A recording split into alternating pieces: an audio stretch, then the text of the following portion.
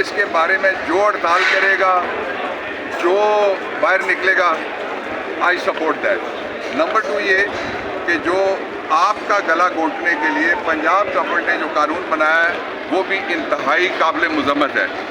तीसरी और सबसे इम्पॉर्टेंट बात यह है कि ये कहते थे कि इलेक्शन हम तब कराएंगे जब मुल्क में इस्तेकाम आएगा। ये कहते थे इलेक्शन के नतीजे में इस्तेकाम आएगा। इलेक्शन चोरी हो गया, इस्तेकाम किस तरह से आ सकता है पाकिस्तान में? इसलिए मैं ये बात पूरी जिम्मेदारी के साथ कहता हूँ कि इस्तेकाम तब आएगा जब इमरान आएगा।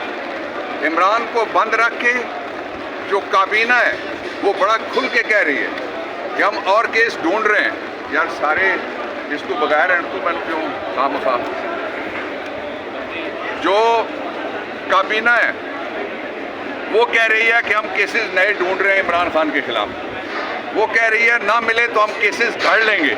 इसका मतलब ये हुआ कि ये सारा झूठ है जो मुकदमात बनाए जा रहे हैं। आप जितना मर्जी जोर लगा लें, इमरान खान ना टूटेगा और ना ही पार्टी कोई तोड़ सकता है।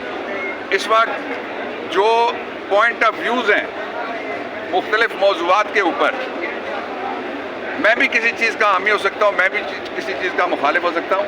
इसलिए मैं अपने दोस्तों से कहना चाहता हूँ जो कहना हो पार्टी के अंदर कहा करें।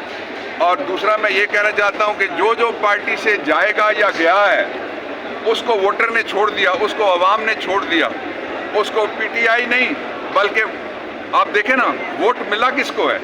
इमरान खान के नाम के ऊपर एक जगह बैंगन था, दूसरी जगह बैंजो था। ये वाहिद इलेक्शन है जिसमें बैंजो और बैंगन लोगों को पता ही नहीं था किसका है, नाम किसी ने देखा ही नहीं है।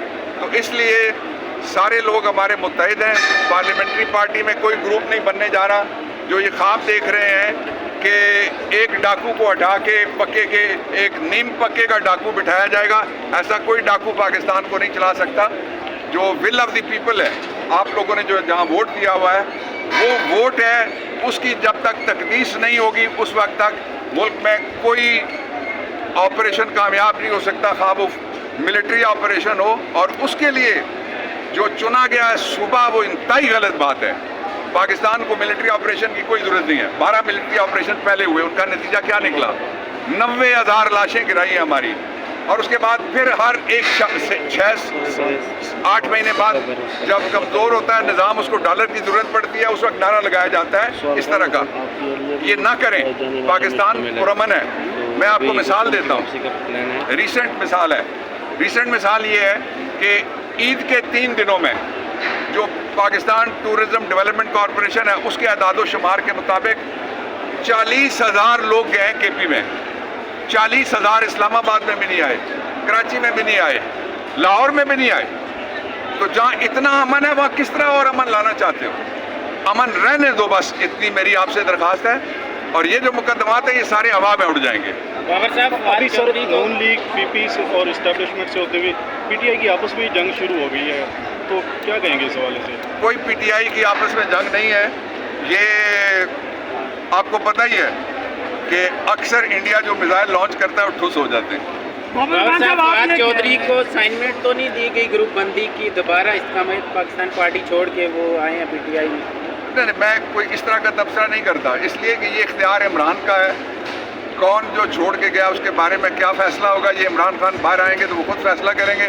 उससे पहले उन लोगों की इज्जत होगी जो पार्टी के साथ खड़े होंगे और जिनके बारे में ये तासुर पैदा होगा उनके लिए गलत मैसेज आएगा। सर माजी में आप काइंडली पीटीआई मुकम्मल अभी तक पीटीआई 24 करोड़ अवाम की आवाज़ नहीं बन सकी महंगाई पे या किसी पे बात करें, वो सिर्फ इमरान खान के इर्द-गिर्द। बिजली के बिल मैंने अभी आपके सामने बात की, जो बिजली के बिल हैं उनके ऊपर भी बात की। मैं पीटीआई हूँ। इमरान खान हर दफ़ा गुफ्तगू में यही बात कहते हैं कि मैंने कहा था कि तुमसे नहीं संभाला जाना, और उसी पे मौलवी साहब ने कहा है कि मैंने इनको मशवरा दिया था कि पंगा मत लेना। और फिर ये भी मौलवी साहब ने कहा है, वो कहते थे पंगा क्या होता है, तो मौलवी साहब ने कहा लोगे तो पता लगेगा।